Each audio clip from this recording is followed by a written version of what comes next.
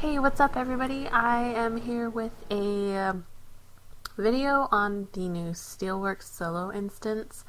This is for the villain side. It's a villain only mission. The heroes have Ace Chemicals and Strikers as their solo instances, and the villains have Steelworks and Arkham.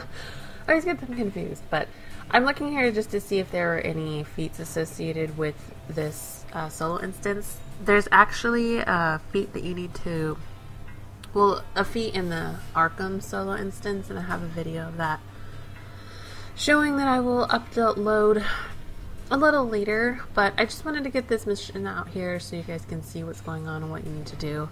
It's pretty straightforward. It's not super difficult, but it's not super easy where you can just run in here and kill everything and basically one-shot everything and get it over with in like 2-3 minutes. I mean, it's not like that. These solo instance missions in this DLC are a lot harder, and they're not something that you can just blow through like you can most of the other challenges, the tier 1, 2, and 3 challenges. So it's definitely harder, and I really like that. I love that the difficulty has been increased here. I'm full tier 4, I guess you can call it tier 4 or tier 4.25 if you want. I have a couple pieces of Norseman, and I'm an idiot. When I came in here I didn't realize I still had my PvP head on, but I don't really think that would have made that much of a difference. These ads are, I mean, they still hit pretty hard, and like I said, you can't just rush in here and aggro everything. You actually do need to use the health barrels. I had a soda. I didn't use a supply drop at all, but for the most part you just need to be aware of your surroundings and where the health barrels are and use them, because if you don't, I mean, you're most likely going to die unless you're a healer and can just heal yourself, so probably not that big of a deal. But I'm loving this DLC. I wasn't looking forward to it that much, just because of the fact that the way that it was presented at first, I mean, a lot of people were calling it Barbie's Dream House and Sims, and we didn't really know a lot about it, so I wasn't super interested in it. I was interested in them talking about the solo instances or the solo challenges and things like that, but there wasn't really a lot to go on, and most of it was just the layer stuff. And I mean, at the time I was just like, yeah, that's cool, but you know, what else is there? I mean, if I never had a layer, I wouldn't be sad. And it's not something that I personally was like, oh, we have to have layers, we need to have housing, we need to have some kind of like hero base or villain base or something like that. I wasn't looking at it like that. But now that it's here, I'm really liking it. I would say attitude has completely changed in regards to this DLC. There's just so much to do, and like I had tweeted out that there's so much to do on this DLC that it's almost overwhelming, and it kind of is, because I don't know how people do it with multiple characters. I have 2 that I'm trying to keep up, and I can't even keep up with 2 characters, let alone people. Oh, my phone is going off like crazy. People who have more than 2. I mean, I have a hero and a villain, and that's it. I can't do any more than that. But the great thing is you actually have to do, well, this isn't really great. I don't really like this too much, but I mean, it heightens the replayability, I guess, of all of this stuff, so it doesn't get too stale. You actually have to do 5 open world missions first, and they're technically supposed to be done as dailies, but you can replay them, and I've done that, which I actually do like. It doesn't take that long to do them.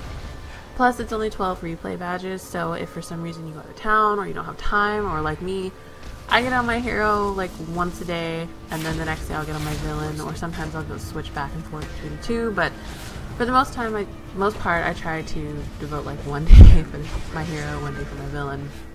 So it's nice that I can do, I can just knock out like 5 of the daily missions and then come in and do the solo mission all in 1 day, and that knocks out 5 days technically. Well, yeah, 5 days technically that I would have to do this mission, which I can do it all in 1 day. So you have to do it, the open world, as I said, 5 times, and then you can come in here and do the solo instance, which is pretty cool. And you actually get gear as a reward, and it's unattuned, which is awesome. So if you're, you know, aren't full T4 and you still need some pretty good gear, I mean, the combat rating is almost, I would say, on par with like Gates gear or tier 4 alert gear that drops. I'm not sure if it's the same as the operations gear. I think that's 76 combat rating, but this is 73, so I mean, it's still really good gear for those people that are gearing up and that don't quite have full tier 4 gear. I mean, it's not bad. Plus, it's unattuned, so you can use it in whichever role you decide. And here, as you can see, I get the two-handed, which is also unattuned, and I don't use the two-handed, so I'm not going to be using it at all. I'm just going to leave it that way. I've heard, though, from other people that some pretty good necks drop in here that have a white socket, which most likely is going to be better than the Promethean lockbox neck, because the mods in this game are just ridiculous.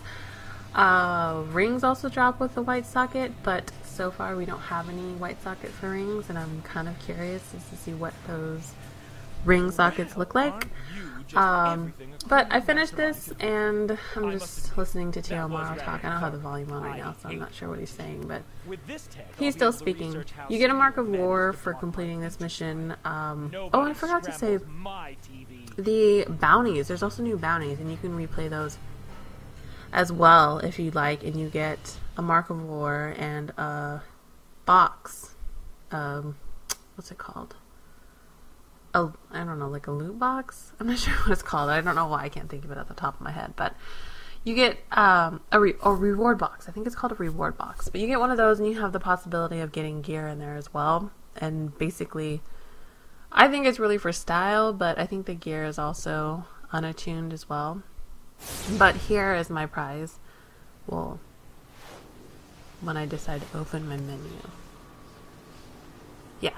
So I chose the headpiece because I already had the mask, and the mask is a lot better than the other masks that are out. So I have this already for my DPS, run DPS stance, and I think I have the mask on my hero for my healer role, but I actually switched to controllers, so I need to get it for that too. But I'm also going to show you the style. I'll complete this and then also show the style. But like I said, there's a ton of stuff to do. The Steelworks mission is pretty straightforward. You just gotta make sure that you don't rush in there and try to aggro everything and get overwhelmed, because the ads they do hit pretty hard.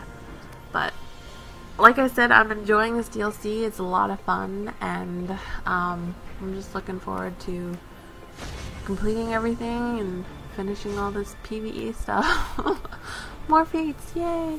But I hope you guys are enjoying it as well, and thanks for watching, and peace out.